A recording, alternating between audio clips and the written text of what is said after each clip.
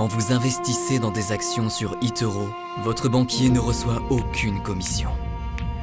Mais ne vous inquiétez pas.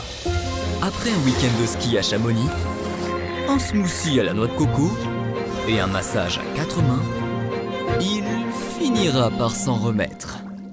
Investissez dans des actions sans payer de commission avec eToro.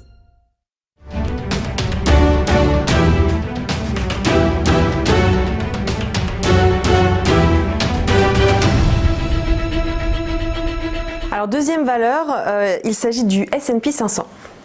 Alors oui, sous vos yeux, vous avez un graphique particulier, deux graphiques en fait qui se juxtaposent. À droite, le S&P 500 à long terme de manière classique. Alors on sait que les marchés actions américains sont revenus sur leur record historique. Les indices Nasdaq, eux, font même de nouveaux records historiques. Et on se pose la question finalement de savoir s'ils sont à nouveau trop chers. Est-ce que c'était une opportunité de long terme? Nous revoilà déjà tout en haut en à peine 2 mois. Alors on peut raisonner en pratiquant la valorisation boursière classique. On peut aussi intégrer maintenant dans la valorisation boursière les banques centrales, compte tenu du fait qu'elles injectent massivement. C'est complètement inédit.